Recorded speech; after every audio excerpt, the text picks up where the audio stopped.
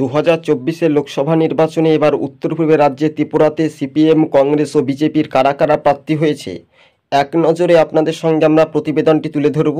আর এই প্রতিবেদন উত্তর পূর্বের রাজ্যে সিপিএমের দাপট না কংগ্রেস না বিজেপি, কে কার দিকে এগিয়ে রয়ে থাকবে শেষ পর্যন্ত।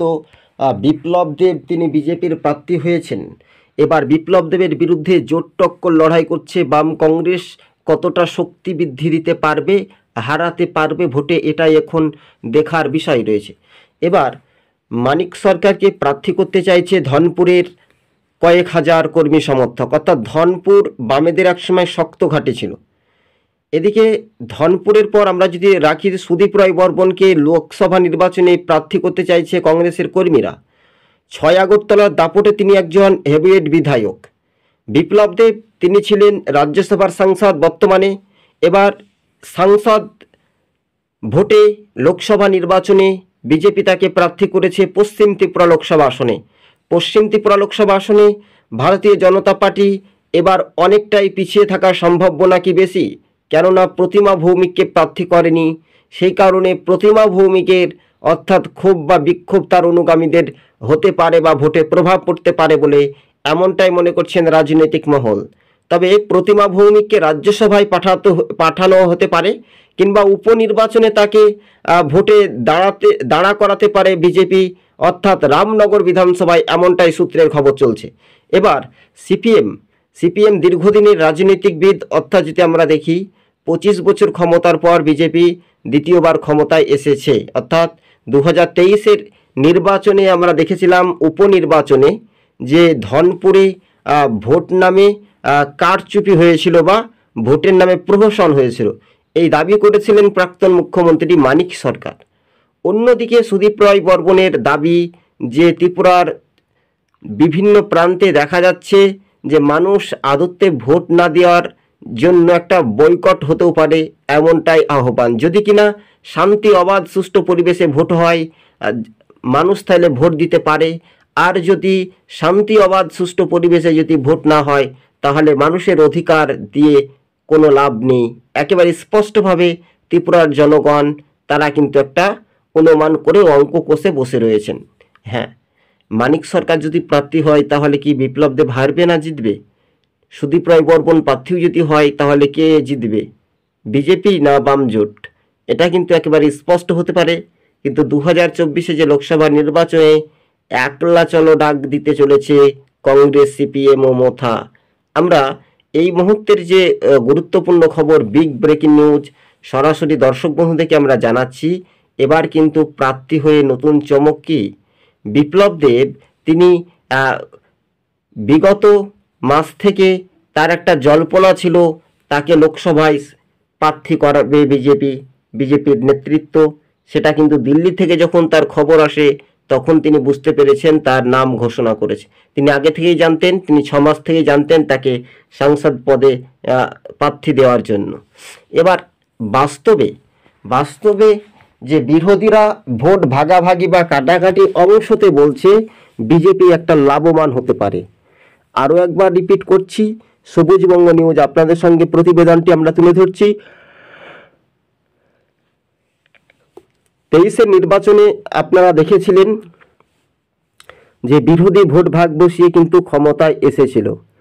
আপনারা সিম্পল একটি উদাহরণ দিচ্ছি, ধনপুর বা টাউন বটদোয়ালি থেকে ধনপুরে মোথা দল প্রার্থী দিয়েছিল, সেখানে কিন্তু 3500 ভোটে পরাজিত হয়েছিল সিপিআইএম প্রার্থী। এবং অন্যদিকে যদি আমরা দেখি, ধনপুর থেকে কিন্তু ভোট পেয়েছিল মোথা দল ব্যাপক অংশে 5,500-7 হাজার কাছাকাছি। সেই ভোটটা, অর্থাৎ যে তারা ভোটের অংশটা কেটেছিল 10,000-এর আপে, সেই ভোটের মার্জিনটা বলছে যদি না যেত তাহলে কিন্তু আবার পুনরায় কিন্তু জোট ক্ষমতা আসার একটা চান্স ছিল। হ্যাঁ, এবার বাস্তবে এই জোট কতটা উজ্জীবিত হতে পারবে শেষ পর্যন্ত, এটাই এখন দেখার বিষয় রয়েছে বলে মনে করছেন রাজনৈতিক মহল। 2024-এ যে লোকসভা ভোট সেটা খুবই গুরুত্বপূর্ণ। আর এই লোকসভা ভোটে কারা করতে পারে বাজিমাত একেবারে স্পষ্ট। আর সেই স্পষ্টই লোকসভা ভোটে যদি সুদীপ রায় বর্মন প্রার্থী হয় তাহলে কিন্তু ভাগ্যের চাকা কি দোরগোড়ায় কংগ্রেস এগিয়ে থাকবে, না বামেরা এগিয়ে থাকবে, না বিজেপি এগিয়ে থাকবে? একেবারে বলা যেতে পারে পশ্চিম ত্রিপুরা লোকসভা কেন্দ্রটি চরম হাড্ডাহাড্ডি লড়াই হওয়ার সম্ভাবনা বেশি, কেননা প্রার্থীদের নিয়ে অনেকটাই ক্ষোভ আছে সাধারণ মানুষের। কিন্তু প্রতিমা ভৌমিককে যখন প্রার্থী করলো না বিজেপি, বিপ্লব দেবের নাম ঘোষণা করলো, তখন রাজনৈতিক মহলে একটা আলোচিত বিষয় সোশ্যাল মিডিয়ায় দেখা যাচ্ছে। তো ত্রিপুরাতে লোকসভা ভোটের সময় কতটা মানুষ আকর্ষণীয়ভাবে ভোট দিতে যাবে স্বাধীনভাবে বাড়ি থেকে, এটাই এখন দেখার বিষয় রয়েছে। রাজ্য রাজনীতির মধ্য দিয়ে ত্রিপুরার লোকসভা নির্বাচন খুবই কঠিন একটা নির্বাচন, হাড্ডাহাড্ডি লড়াই হওয়ার সম্ভাবনা বেশি। কিন্তু এবার রাজনৈতিক মহলে সব জল্পনা কল্পনার অবসান ঘটিয়ে 2024 যে লোকসভা ভোট, সেটা কিন্তু নির্বাচনীয় প্রচার থেকে দেওয়াল লেখনের কাজ প্রস্তুতি শুরু করে দিয়েছে বিরোধী রাজনৈতিক দলগুলো। এবার প্রশ্ন হচ্ছে, শাসক দল কেন এবার ভোটে জিততে পারবে? তো এটাই এখন রাজনৈতিক মহলে আলোচনা চলছে। তবে 2024 যে লোকসভা ভোট, সেই লোকসভা নির্বাচনকে সামনে রেখেই বামেদের কিন্তু একটা নবজোয়ার বইতে পারে উত্তর পূর্ব রাজ্যে ত্রিপুরায়। সেক্ষেত্রে কি কাজে লাগাতে পারবে বামেরা? কি আবারও হাল ধরার লাল ঝান্ডা কি ফিরে আসতে পারবে? কি বলছে আজকে বুথ ফেরত সমীক্ষা, যা স্পষ্টভাবে দর্শক বন্ধুদের সঙ্গে আমরা প্রতিবেদনটি তুলে ধরছি। হ্যাঁ, এবার কারা কারা প্রার্থী? সিপিএম থেকে প্রার্থী হওয়ার সম্ভাবনা বেশি মানিক সরকারের পশ্চিম ত্রিপুরা লোকসভা আসন, যেহেতু তার ধনপুর বিধানসভার দীর্ঘদিনে তিনি হেভিওয়েট নেতা ছিলেন, প্রাক্তন বিধায়ক। এবার শাসকের রাতের ঘুম ভেঙে যাচ্ছে, কেননা রাজ্য রাজনীতির বিষয়টা খুবই গুরুত্বপূর্ণ বা আলাপ আলোচনা। তাই এই মুহূর্তে যে রাজনৈতিক সমীক্ষা বা সমীকরণ, সেটাই কিন্তু বিপ্লব দেব কি ভোটে জিততে পারবে?